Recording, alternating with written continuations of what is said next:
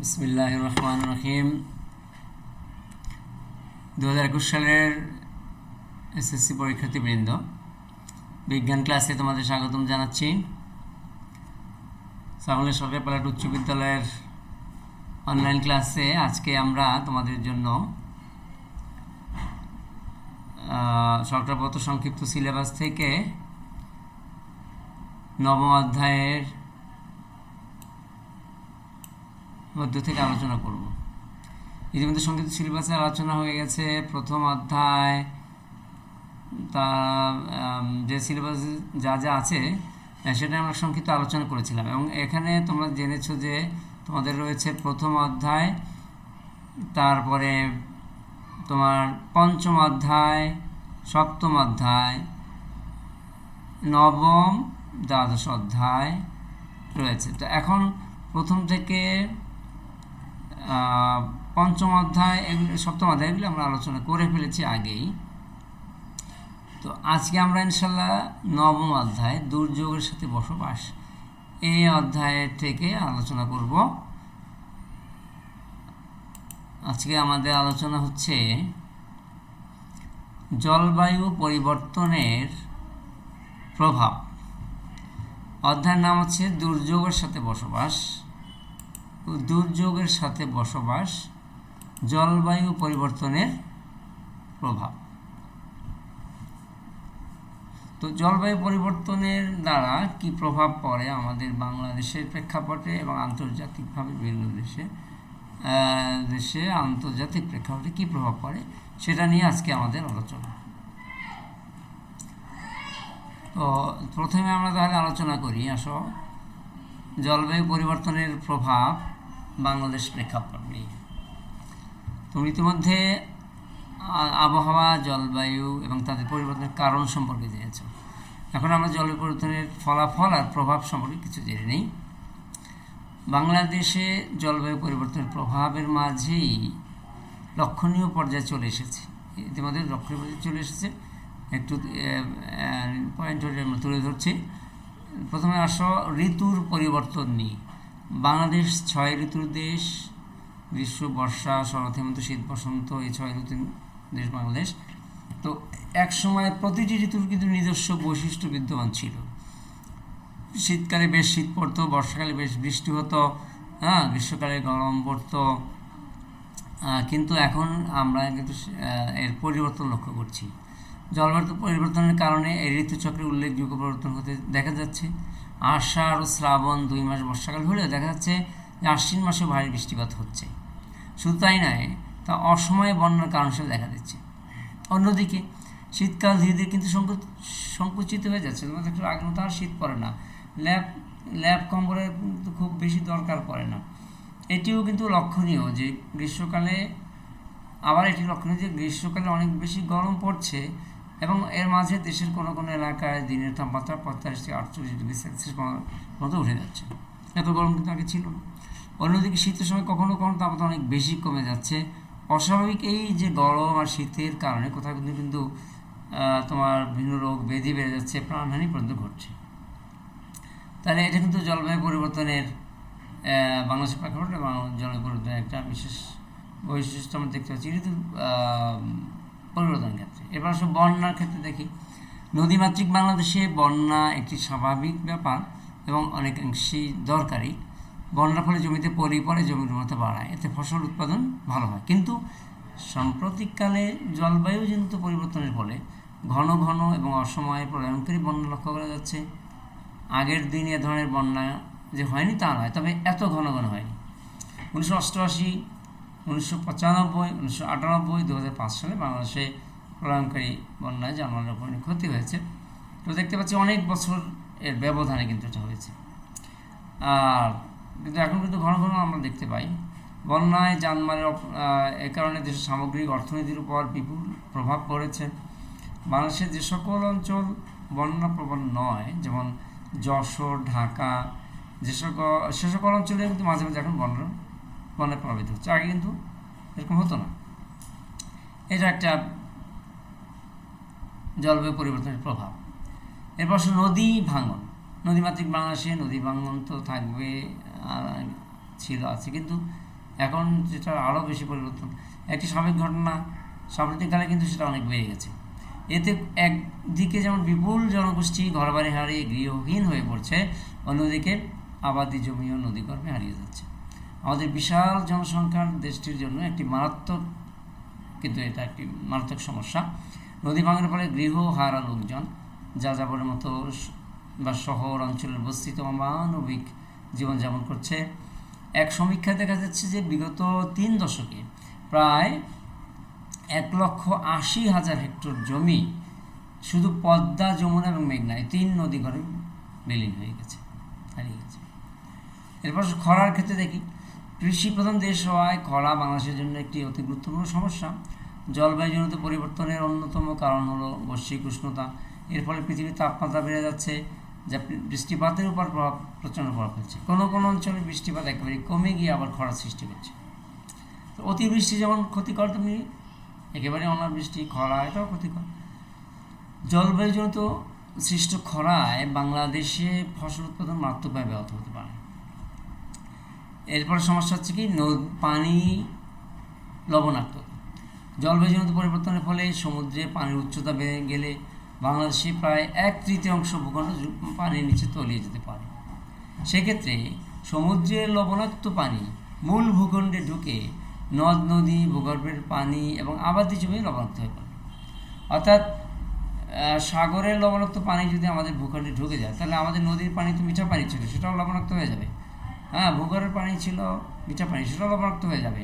আবাদি জমি লবণাক্ত হবে, যখন ফসল উৎপাদন কঠিন হয়ে যাবে। একদিকে যেমন খাওয়ার পানির অভাব হবে, অন্যদিকে জমির ফসল উৎপাদন ব্যাহত হবে।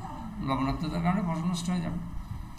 তো অতি সাম্প্রতিককালের তথ্য অনুযায়ী বাংলাদেশে দক্ষিণ পশ্চিম অঞ্চলে প্রায় 8,30,000 হেক্টর জমি লবণাক্ততার কারণে কৃষি অনুপযোগী হয়ে পড়েছে।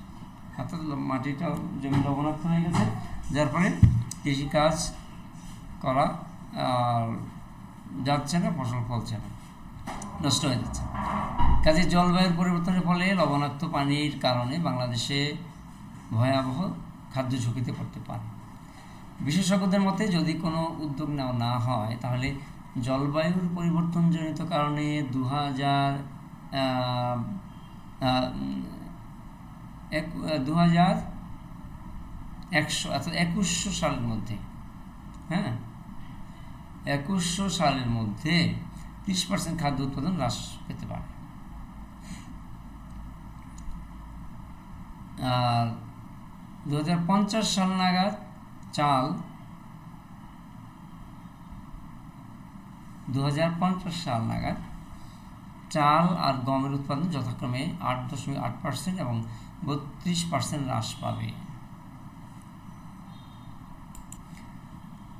বাংলাদেশের দক্ষিণ পশ্চিমাঞ্চলীয় উপকূলীয় বাগেরহাট, খুলনা ও সাতক্ষীরা জেলার প্রায় 13% কৃষি জমি এর মাঝেই কিন্তু লবণাক্ততার শিকার হয়ে গেছে। 2050 সাল নাগাদ তা 16% এবং 2100 সাল নাগাদ এটি কিন্তু 18% পৌঁছে যাবে। এরপর সামুদ্রিক প্রবাল ঝুঁকি। সামুদ্রিক প্রবাল তাপমাত্রার প্রতি খুব সংবেদনশীল। সাধারণত 22 থেকে 28 ডিগ্রি সেলসিয়াস তাপমাত্রা প্রবালের জীবনযাপনের জন্য উপযোগী। এই তাপমাত্রার 1 থেকে 2% বেড়ে গেলেই তা প্রবালের জন্য মারাত্মক হুমকি স্বরূপ কাজ করে। এক গবেষণায় পাওয়া যায় তথ্য অনুযায়ী 1960 সালে সেন্ট মার্টিন দ্বীপে যে পরিমাণ প্রবাল ছিল, 2010 সালে তার প্রায় 70% বিলীন হয়ে গেছে। উল্লেখযোগ্য বিষয় হচ্ছে যে এক্ষেত্রে পানির তাপমাত্রা বৃদ্ধি ছাড়াও পরিকল্পিত ব্যবস্থাপনা না থাকাও এর অন্যতম কারণ। এরপর বনাঞ্চল। বাংলাদেশের একমাত্র ম্যানগ্রোভ বন হলো কি সুন্দরবন। এটা তোমরা জানো যে পৃথিবীর সবচেয়ে বড় ম্যানগ্রোভ বন কিন্তু এটা উপকূলীয় বন, যা শুধু যে জীব বৈচিত্র্য পরিপূর্ণ এক বন তা নয়, বাংলাদেশের আমাদের মহামূল্যবান সম্পদ। আমাদের জাতীয় অর্থনীতিতে এর যথেষ্ট গুরুত্ব রয়েছে। এছাড়া এই অঞ্চলে সাইক্লোন, হেরিকেন প্রতিরোধে এই সুন্দরবন রক্ষা কবচ হিসেবে কাজ করে। সাম্প্রতিককালে ঝড়ে এর বড় একটি অংশ ক্ষতিগ্রস্ত হয়েছে। গবেষণায় দেখা গেছে যে সমুদ্রের পানির উচ্চতা যদি 45 সেন্টিমিটার বাড়ে, তাহলে আমাদের একমাত্র এই ম্যানগ্রোভ বনের 75% পানির নিচে চলে যাবে। আর যদি সমুদ্রপৃষ্ঠের উচ্চতা 1 মিটার বাড়ে তাহলে প্রায় পুরো সুন্দরবন এবং এর জীব বৈচিত্র্য ধ্বংস হয়ে যাবে। তার কত মারাত্মক কথা। মৎস্য সম্পদের ক্ষেত্রে কি ঝুঁকি দেখো। একসময় বাংলাদেশের নদ নদী পুকুর কিংবা বিলে প্রচুর মাছ পাওয়া যেত। নদীমাতৃক বাংলাদেশের অনেক নদীতে এখন আর আগের মতো পর্যাপ্ত মাছ পাওয়া যায় না। জলবায়ু পরিবর্তনের ফলে মাছের বাসস্থান, খাদ্য সংগ্রহ এবং জৈবিক নানা প্রক্রিয়ার ব্যাঘাত ঘটে। এমনকি মাঝে মাঝে মাছ মারাও যায়। অনেক মাছ এবং মাছের পোনা পানির তাপমাত্রা 32 ডিগ্রি সেলসিয়াসের বেশি হলে মারা যায়। যেহেতু উচ্চ তাপমাত্রা অর্থাৎ 35 ডিগ্রি সেলসিয়াস রোগ জীবাণু জন্মাতে সাহায্য করে। 35 ডিগ্রি সেলসিয়াস তাপমাত্রা এটা কিন্তু রোগ জীবাণু জন্মাতে সাহায্য করে। তাই তাপমাত্রা বেড়ে গেলে মাছের রোগ সংক্রমণ বেশি হয় এবং মাছের মরক লাগে। এছাড়া লবণাক্ত পানি মূল ভূখণ্ডের মিঠা পানিতে ঢুকে পড়লে মিঠা পানির মাছও কিন্তু বাঁচতে পারবে। স্বাস্থ্য ঝুঁকি মানুষের দেখো, জলবায়ুজনিত পরিবর্তনের ফলে ঘন ঘন প্রলয়ঙ্করী বন্যায় মারাত্মক পানি দূষণ হয় এবং পানি বহিত নানা ধরনের রোগ, বিশেষ করে কলেরা, ডায়রিয়ার প্রাদুর্ভাব ঘটে। অসময়ে বন্যা খরার কারণে ফসলের ক্ষতি হয়, খাদ্য উৎপাদন ব্যাহত হয়, যা খাদ্য ঘাটতি সৃষ্টি করে। পানির মতো বায়ুমণ্ডলীয় তাপমাত্রা বাড়লে রোগ জীবাণু বেশি জন্মাবে এবং নানা রকম রোগ সংক্রমণ বেড়ে যাবে। আগে আমরা বাংলাদেশে কখনো অ্যানথ্রাক্স রোগের কথা শুনিনি, কিন্তু গত 3-4 বছর যাবৎ বর্ষার মৌসুমে বাংলাদেশে বিশেষ করে সিরাজগঞ্জ জেলায় এই রোগের প্রাদুর্ভাব লক্ষ্য করা যাচ্ছে। এতে গবাদি পশু এমনকি মানুষও আক্রান্ত হচ্ছে। এই এলাকার পশু চিকিৎসক ও খামারিদের সাথে কথা বলে জানা গেছে যে অ্যানথ্রাক্স রোগে আক্রান্ত হলে মানুষ উপযুক্ত চিকিৎসা ভালো হয়ে গেলেও গবাদি পশুর জন্য মৃত্যু অবধারিত। জলবায়ুজনিত পরিবর্তনের ফলে অ্যানথ্রাক্সের মতো আর অনেক প্রাণঘাতী রোগ জীবাণু সৃষ্টি হতে পারে। এবার জীব বৈচিত্র্য উপরের প্রভাবকে দেখো। জলবায়ু পরিবর্তনের প্রভাব পরিবেশে ভারসাম্য রক্ষার জন্য জীব বৈচিত্র্য অত্যন্ত গুরুত্বপূর্ণ। সঠিক উদ্যোগ নেওয়া না হলে কিন্তু জলবায়ুজনিত পরিবর্তনের ফলে বাংলাদেশের 30% জীব বৈচিত্র্য ধ্বংস হয়ে যেতে পারে। সাইক্লোনের মতো ভয়াবহ প্রাকৃতিক দুর্যোগ আরও ঘন ঘন এবং অনেক বেশি ধ্বংসাত্মক আকার ধারণ করবে। এ বিষয়ে তোমরা আরও বিস্তারিত এই অধ্যায়ে জানবে শেষের দিকে। তাহলে আমরা জানতে পারলাম যে জলবায়ু পরিবর্তনের দ্বারা এভাবে বাংলাদেশে বিভিন্ন সেক্টরে বিভিন্ন ক্ষেত্রে অনেক প্রতিকূল প্রভাব পড়ছে, ক্ষতিকর পড়ছে। এবার আন্তর্জাতিক প্রেক্ষাপটে আমরা সংক্ষিপ্ত আলোচনা করি। আমরা আজকের ক্লাস শেষ করে দেব। জলবায়ু পরিবর্তনের সংক্রান্ত প্রভাব মূল্যায়নের জন্য গঠিত ইন্টারগভর্নমেন্টাল panel on climate change IPCC, এই অ্যাব্রিভিয়েশনটা মনে রাখবে। IPCC হলো কি ইন্টারগভর্নমেন্টাল প্যানেল অন ক্লাইমেট চেঞ্জ। হ্যাঁ, তো এর চতুর্থ মূল্যায়ন রিপোর্ট AR4 অনুযায়ী জলবায়ুজনিত পরিবর্তনের প্রভাব অনেক মারাত্মক এবং তা ধীরে ধীরে বেড়েই চলছে। পৃথিবীর তাপমাত্রা গত 100 বছরে প্রায় 0.7 ডিগ্রি সেলসিয়াস বেড়েছে। 1961 থেকে 2003 সালের মধ্যে সমুদ্রপৃষ্ঠের উচ্চতা গড়ে প্রতি বছর 1.8 সেন্টিমিটার করে বেড়েছে।